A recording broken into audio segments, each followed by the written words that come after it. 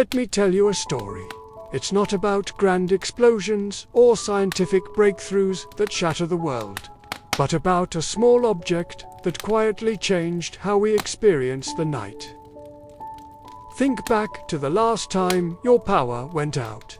The sudden silence, the feeling that the darkness in your home became too vast, too overwhelming. That's a primal feeling, you know, a feeling our ancestors were familiar with for thousands of years. Throughout that long, drawn-out history, the night was a border, a constant threat. It carried fear, it carried helplessness. Only the light of fire, whether from a candle or an oil lamp, was the sole miracle. But fire was dangerous, smoky, and always tethered to one spot. The world needed something completely different, a light you could carry, a light you could trust. And what ended that dominance? It wasn't a single invention, but the miraculous convergence of two revolutions.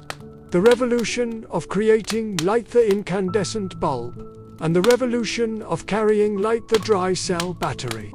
We won't just tell the story of the machines, but also of the miners, the persevering scientists, and the love letters read in flickering light. This is the story of humanity's independent light. For the flashlight to be in your hand today, we must give thanks to a change that seems so small, yet was truly revolutionary: the dry cell battery. Before it, batteries were a nightmare. Wet cells contained liquid acid, easy to spill, easy to corrode. You couldn't tilt them, and certainly couldn't carry them far. And then, the scientist Carl Gassner appeared. He found a way to turn the electrochemical solution into a paste and seal it within a safe metal casing. Just one small change, turning liquid into paste, opened up mobility for every electrical device. That was the key that unlocked the door for the flashlight.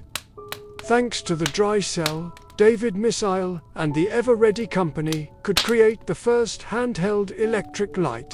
The early technology was crude. The batteries drained so quickly that users could only turn the switch on to flash for a brief moment to see their surroundings. That's how the name flashlight was born.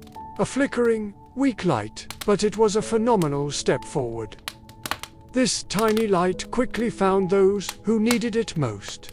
The miners. Darkness in the mine was synonymous with death. The flashlight's beam, however weak, replaced explosive kerosene lamps, bringing the first true safety to the world's most dangerous laborers.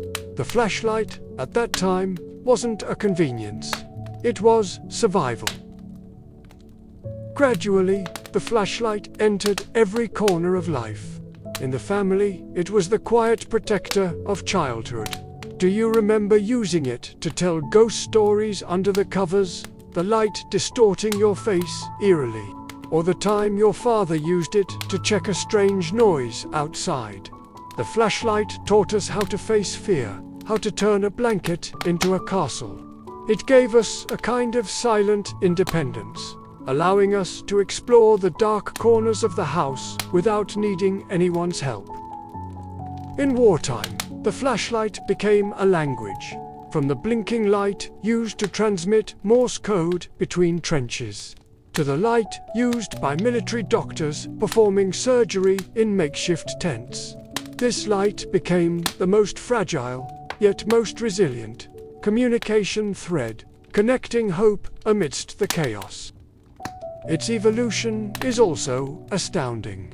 The advent of the reflector cone simply gathered that weak light and projected it further. Later came plastic materials, making the flashlight lighter and water-resistant. It continually evolved to serve the harshest environments: divers deep underwater, firefighters in smoke, or astronauts in space. When everything falls apart, this single artificial light is a promise. It's going to be okay. It can't completely dispel the darkness, but it gives us a foothold to keep moving. It is a tool of agency in the face of adversity. Today, we have flashlights on our phones. Much more convenient.